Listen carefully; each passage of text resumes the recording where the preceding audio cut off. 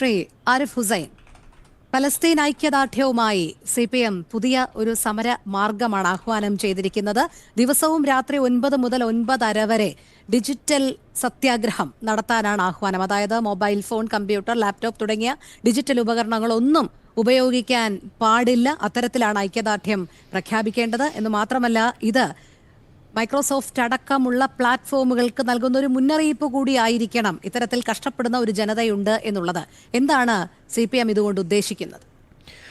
മൈക്രോസോഫ്റ്റിനും അതുപോലെയുള്ള ആഗോള ഭീമന്മാർക്ക് മുന്നറിയിപ്പാവെന്നൊക്കെ പറയുന്നത് അങ്ങനെയൊന്നും ഉണ്ടാകാൻ പോകുന്നില്ല, അങ്ങനെ ഒരു മണ്ണാങ്കട്ട ഉണ്ടാകാൻ പോകുന്നില്ല, അത് വേറെ വിഷയം. പക്ഷേ ഇവിടെ മൈക്രോസോഫ്റ്റിന് എന്തെങ്കിലും സംഭവിക്കുമോ എന്നൊക്കെ നമ്മൾ ചോദിക്കുന്നത് ശരിയാണെന്ന് ഞാൻ പറയില്ല. കാരണം എന്താണെന്ന് പറഞ്ഞു കഴിഞ്ഞാൽ സമരത്തിന് അങ്ങനെ പ്രതീകാത്മകമായിട്ട് പലതും നമ്മൾ ചെയ്യും.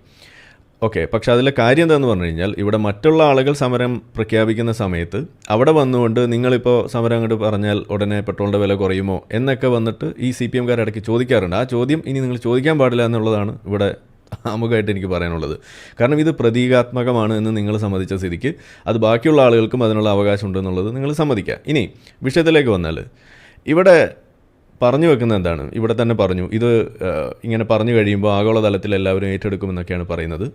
ആരും ഏറ്റെടുക്കാനൊന്നും പോകുന്നില്ല. കുറച്ച് ഈ വിഷയത്തിൻ്റെ യാഥാർത്ഥ്യം അറിയാത്ത ഈ ഇടതുപക്ഷവും ഈ ഇസ്ലാമോ ലെഫ്റ്റ് എന്ന് പറയുന്ന ഒരു ആക്സിസ് ഇവിടെ പടച്ചു വിടുന്ന നുണകൾ വിശ്വസിച്ചിട്ടുള്ള ആളുകൾ മാത്രമാണ് ഇത് ഏറ്റെടുക്കാൻ പോകുന്നത്.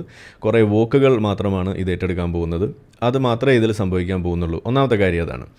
അങ്ങനെ ചെയ്യുന്ന സമയത്ത് ഇന്നിപ്പോൾ ഒരു ആഗോളതലത്തിൽ നമ്മൾ നോക്കുകയാണെന്നുണ്ടെങ്കിൽ ഈ ഒരു സമരമുറ ഏറ്റവും മികച്ച രീതിയിൽ തോറ്റ് അമ്പാൻ പോകുന്നൊരു സ്ഥലം അത് ലോകത്തെവിടെയും ഉണ്ടെന്നുണ്ടെങ്കിൽ അത് ഇന്ത്യ ആയിരിക്കും എന്നുള്ളതാണ് അതിൽ പ്രധാനപ്പെട്ട ഒരു കാര്യം. ഇന്ത്യയിൽ ഇതാരും ഏറ്റെടുക്കാൻ പോകുന്നില്ല എന്നുള്ളതിന് ഇനി ആരെങ്കിലും എടുത്താൽ തന്നെ സംഭവിക്കാൻ പോകുന്നത് എന്തായിരിക്കും? അത് നിങ്ങൾക്ക് വിജയിപ്പിക്കാൻ കഴിയില്ല എന്നുള്ളതാണ്. ഇവിടെ സുഡിയോ ബഹിഷ്കരണം എന്ന് പറഞ്ഞിറങ്ങി തിരിച്ച ആളുകളുടെ അവസ്ഥ നമ്മൾ കണ്ടതാണ്. അത് 8 നിലയിലാണ് പൊട്ടിയത്. അതിനുശേഷം പല അടവുകൾ അവർ പരീക്ഷിച്ചു, ഒന്നും വിജയിച്ചിട്ടില്ല. ഇനി ഇതും വിജയിക്കാൻ പോകുന്നില്ല. ഇനി രണ്ടാമത്തെ അതിലെ കാര്യം എന്ന് പറയുന്നത് ഇവിടെ പറഞ്ഞ എന്താണ്, അവിടെ പട്ടിണി, അവിടെ മരണം, ആളുകളെ കൊല്ലുന്നു എന്നൊക്കെ പറയുന്ന കാര്യമാണ്. അപ്പം ഞാൻ നിങ്ങളോട് ചോദിക്കുന്നു, ഒരു വാക്ക് ഈ പറയുന്ന ഒക്ടോബർ 7 അവിടെ നിന്ന് തട്ടിക്കൊണ്ട് പോയിട്ട് ആ 1200ഓളം ആളുകൾ അവിടെ കൊന്നു തള്ളിയിട്ട് അവരെ റേപ്പ് ചെയ്തിട്ട് ഇന്നിപ്പോൾ ഏറ്റവും ലേറ്റസ്റ്റ് ആയിട്ടുള്ള റിപ്പോർട്ട് വന്നിരിക്കുന്നത് ഹമാസ് ഈ പറയുന്ന ആളുകളിൽ നിന്ന് പിടിച്ചെടുത്തിട്ടുള്ള ഹോസ്റ്റേഴ്സായിട്ട് വെച്ച ആളുകളും അല്ലാതെയുള്ള ആളുകളെയും റേപ്പ് അടക്കമുള്ള കാര്യങ്ങൾ ചെയ്തിട്ടുണ്ട് എന്നുള്ളത് ഇവിടെ വന്നിരിക്കുകയാണ്, പുറത്ത് റിപ്പോർട്ട് വന്നിരിക്കുകയാണ്. ഇന്നും അതിൽ പെടുന്ന 50ഓളം ആളുകളെ ഇന്നും അവിടെ ബന്ദികളാക്കി വെച്ചിരിക്കുന്നത്. അവർ ജീവിച്ചിരിപ്പുണ്ടോ മരിച്ചിട്ടുണ്ടോ എന്ന് പോലും അറിയില്ല.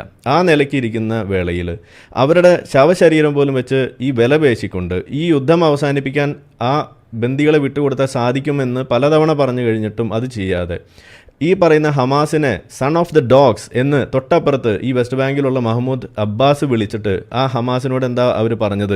നിങ്ങൾ ആയുധം താഴെ വെക്ക്, ബന്ദികളെ വിട്ടുകൊടുക്ക് എന്ന് പറയാൻ കാണിച്ച ആ മര്യാദ, അതിൻ്റെ ഒരു ചെറിയൊരു അംശമെങ്കിലും ഇവിടെയുള്ള ഈ ഇടതുപക്ഷത്തിന് ഒരിക്കലെങ്കിലും പറയാൻ സാധിച്ചിട്ടുണ്ടോ? നിങ്ങൾ എപ്പോഴാണ് ഇതിലെ യാഥാർത്ഥ്യം ഇനിയെങ്കിലും തുറന്ന് പറയുക?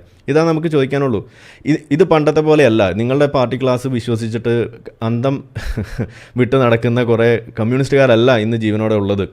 ബോധവും വിവരമുള്ള മറ്റു മനുഷ്യന്മാർ ഇവിടെ ഉണ്ട്. വാർത്ത വായിക്കുന്ന ആളുകൾ ദേശാഭിമാനി മാത്രമല്ല ഇന്ന് നാട്ടുകാർ വായിക്കുന്നതെന്ന് നിങ്ങൾ തിരിച്ചറിയുക. ഇതാണ് ഇതിലെ രണ്ടാമത്തെ ഒരു കാര്യം. ഇനി മൂന്നാമത്തെ കാര്യം എന്ന് പറയുന്നത്, നിങ്ങളിവിടെ പറഞ്ഞത് എന്താണ്? ഓക്കെ, ഇവിടെ ഇനി ഒരാൾ മരിച്ചാലും അത് നമുക്ക് പ്രശ്നം തന്നെയാണ്. ഗാസയിൽ നിന്നല്ല, ലോകത്ത് എവിടെ അതേപോലെ ഒരാൾ മരിച്ചാലും നമുക്ക് പ്രശ്നമാണ്. പക്ഷേ നിങ്ങൾക്ക് അങ്ങനെ പ്രശ്നമാവുന്നുണ്ടോ? ഇതാണ് നമ്മൾ ചോദിക്കുന്നത്. നിങ്ങൾ എപ്പോഴെങ്കിലും ഈ പറയുന്ന വിഷയത്തിൽ ഇസ്രായേലിൻ്റെ ഭാഗം നിങ്ങൾ പറഞ്ഞിട്ടില്ല എന്നുള്ളത് ഞാൻ ഇവിടെ പറഞ്ഞു. നിങ്ങൾ പറഞ്ഞിട്ടില്ല, ഒരിക്കൽ പോലും നിങ്ങളത് പറഞ്ഞിട്ടില്ല. ഞാൻ അതുകൊണ്ട് പറയാണ്, ബ്രിങ് ദം ഹോം എന്ന് നമ്മൾ പറയുന്നു. ഈ പറയുന്ന യെല്ലോ പിൻ അത് അതിനെ കാണിക്കുന്നതാണ്.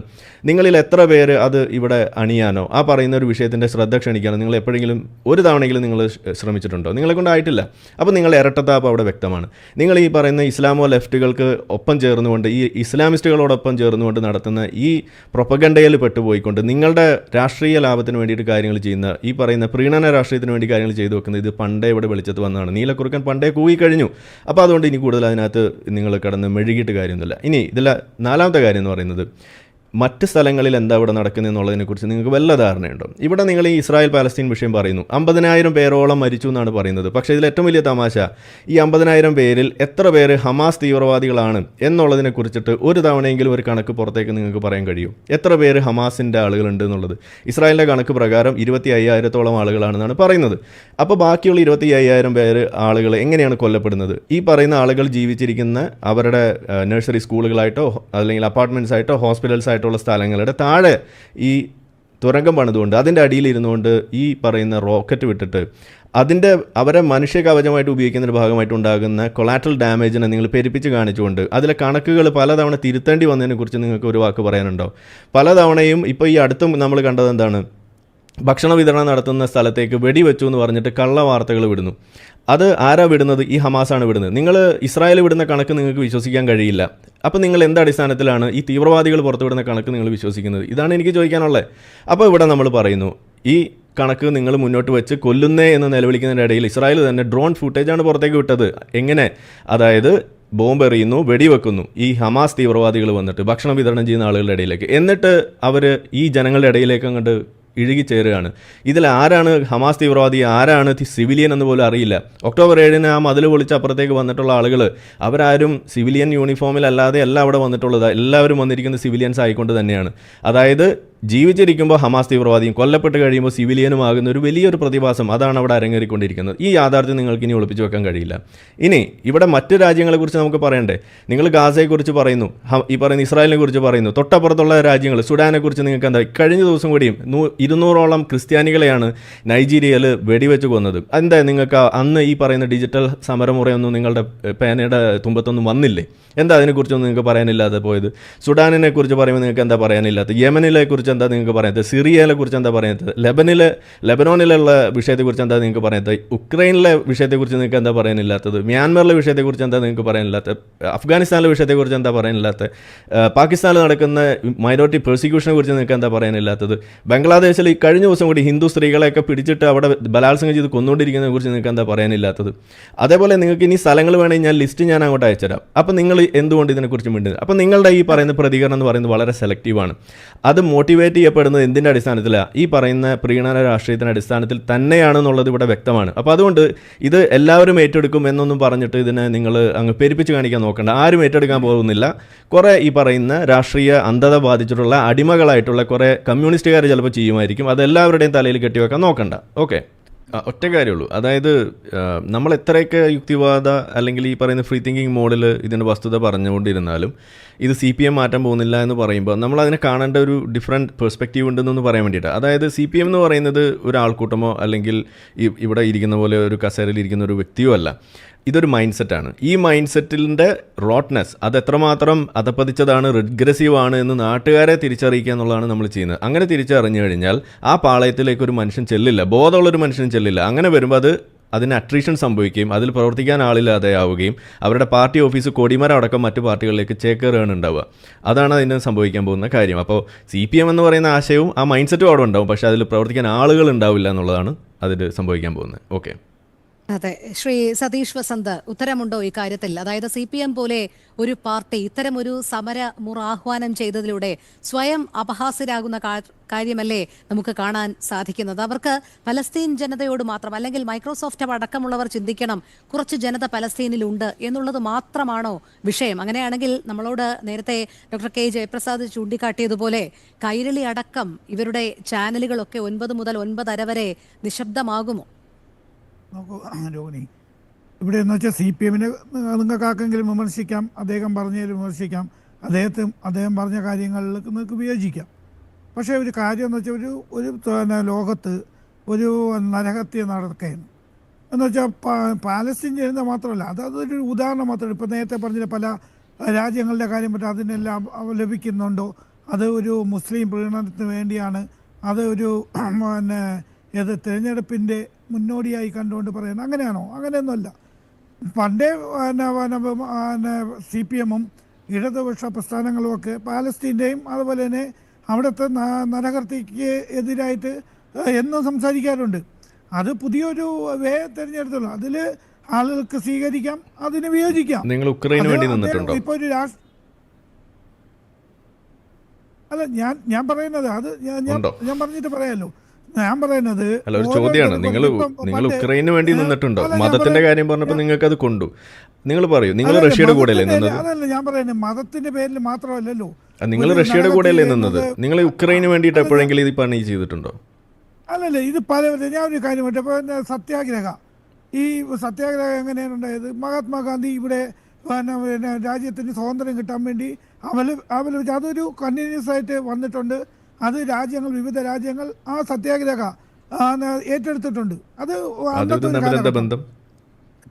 അല്ല, ഈ ഓരോരുത്തരും ഓരോ ബന്ധം. ഞാൻ പറഞ്ഞിട്ട് ഇന്ന് ഡിജിറ്റൽ യുഗമാണ്. നിങ്ങൾ നരഹത്യയാണ് ഇവിടെ പറഞ്ഞത്. നരഹത്യ അവിടെ റഷ്യ ഉക്രൈനിൽ നടത്തിക്കൊണ്ടിരിക്കുമ്പോൾ നിങ്ങൾ നിന്നത് റഷ്യയോടൊപ്പമാണ്. ഇവിടെ പബ്ലിക് പോസ്റ്റ് ഇട്ടിട്ടുണ്ട്. അല്ല, ഞാൻ പറഞ്ഞത് ഏത് രാഷ്ട്രം ചൈനയിൽ ഉയ്ഗൂർ മുസ്ലിംസിനെ അവിടെ കൊന്നുകൊണ്ടിരിക്കുമ്പോൾ നിങ്ങൾ ചൈനയോടൊപ്പമാണ് നിന്നത്, ചങ്കിലെ ചൈന എന്നും പറഞ്ഞിട്ട്. അല്ല, ഞാൻ പറഞ്ഞിട്ട് കമ്മ്യൂണിസ്റ്റ് പ്രസ്ഥാനം എപ്പോഴും ആ ഒരു ഞാൻ പറഞ്ഞില്ലേ നരഹത്യക്കെതിരായിട്ടും അതുപോലെ തന്നെ മുതലാളിത്ത രാഷ്ട്രത്തിനെതിരായിട്ടും എന്നും നിലകൊണ്ടിട്ടുള്ള ഒരു പാർട്ടിയാണ്. അത് ഇടതുപക്ഷമായിരുന്നാലും CPM ആയിരുന്നാലും അങ്ങനെയാണ്. അപ്പൊ നരഹത്യ വേഴ്സസ് ഈ പറയുന്ന എന്താണ് മുതലാളിത്തം വരുമ്പോൾ നിങ്ങൾ ആരോ കൂടെ നിൽക്കും? അല്ല, ഞാൻ പറഞ്ഞിട്ട് മുതലാളിത്ത രാഷ്ട്രത്തിനെതിരായിട്ട് എന്നും നിലനിന്നിട്ടുള്ള കാര്യമാണ്. നിങ്ങൾ പറയും മൈക്രോസോഫ്റ്റ് ഒക്കെ നമ്മൾ ഉപയോഗിക്കില്ല, ഉണ്ട്, നമുക്ക് ഉപയോഗിക്കേണ്ടി വരുന്നുണ്ട്, ഇല്ലാന്നൊന്നുമല്ല. അവിടെയുള്ള നമ്മളെ പുതിയ ടെക്നോളജിയെല്ലാം നമ്മൾ അഡാപ്റ്റ് ചെയ്യുന്നുണ്ട്, ഇല്ല എന്നൊന്നും ഞാൻ പറയുന്നില്ല. എന്നിരുന്നാലും നമ്മളൊരു പ്രതിഷേധം, അത് ഇങ്ങനത്തെ ഒരു കാര്യം പ്രതിഷേധം വരുമ്പോഴത്തേക്ക് അതിനെ നമുക്ക് സ്വീകരിക്കാൻ. അതല്ല നമ്മുടെ വിഷയം. നിങ്ങൾ അതിൽ പ്രതീകാത്മകമായിട്ട് ചെയ്യുന്നതിൽ ഒരു തെറ്റുമില്ല എന്ന് തന്നെയാണ് നമ്മൾ പറയുന്നത്. പക്ഷേ നിങ്ങൾ സെലക്റ്റീവായിട്ട് അതിനകത്ത് പ്രതികരിക്കുന്നു. ഇതാണ് നമ്മുടെ പ്രശ്നം. നിങ്ങൾ എന്തുകൊണ്ട് ഉക്രൈനൊപ്പം നിന്നില്ല? നിങ്ങൾ എന്തുകൊണ്ട് ഉയ്ഗൂർ മുസ്ലിംസിനൊപ്പം നിൽക്കുന്നില്ല? നിങ്ങൾ എന്തുകൊണ്ട് അഫ്ഗാനിസ്ഥാനിലെ ജനങ്ങളോടൊപ്പം നിൽക്കുന്നില്ല? നിങ്ങൾ എന്തുകൊണ്ട് പാകിസ്ഥാനിലെ അവിടുത്തെ ന്യൂനപക്ഷത്തോടൊപ്പം നിൽക്കുന്നില്ല? നിങ്ങൾ എന്തുകൊണ്ട് ബംഗ്ലാദേശിലെ ന്യൂനപക്ഷത്തോടൊപ്പം നിന്നില്ല? നിങ്ങൾ എന്തുകൊണ്ട് സിറിയയിലെ ജനങ്ങളോടൊപ്പം നിൽക്കുന്നില്ല? യസീദികളെ അവിടെ കൂട്ടക്കൊല നടത്തിയപ്പോൾ നിങ്ങൾ എന്തുകൊണ്ട് മിണ്ടിയില്ല? നിങ്ങൾ എന്തുകൊണ്ട് ഇറാഖിലെ ജനങ്ങളോടൊപ്പം നിന്നില്ല? നിങ്ങൾ എന്തുകൊണ്ട് ലിബിയയിലെ ജനങ്ങളോടൊപ്പം നിന്നില്ല? നിങ്ങൾ എന്തുകൊണ്ട് യമനിലെ ജനങ്ങളോടൊപ്പം നിൽക്കുന്നില്ല? ഇതാണ് നമ്മൾ ചോദിക്കുന്നത്. ഇവിടെയൊക്കെ ഈ പറയുന്ന നരനായിട്ട് തന്നെയാണ് നടന്നുകൊണ്ടിരിക്കുന്നത്. അല്ല, എവിടെ നരനായിട്ട് നടത്തിയാലും CPM-നെ പോലത്തെ ഇടതുപക്ഷ പാർട്ടികൾ അതിനെ അപലപിക്കുകയും. നിങ്ങൾ അപലപിച്ചിട്ടില്ല, നിങ്ങൾ ഇതുവരെ അപലപിച്ചിട്ടില്ല എന്ന് മാത്രമല്ല, ഇതിൽ ഓവറായിട്ട് എക്സാജറേറ്റഡ് ആയിട്ട് അപലപിക്കുന്നു. ഇല്ലെന്നൊന്നും പറയണ്ട, അപലപിച്ചിട്ടില്ല. എന്നാ തെളിവ് തരൂ. നിങ്ങൾ അപലപിച്ചതിന്റെ തെളിവ് തരൂ. പാർട്ടി എന്നുള്ളതിൽ CPM-ന്റെ കടമയാണ്. നിങ്ങൾ അപലപിച്ചതിന്റെ തെളിവ് തരൂ.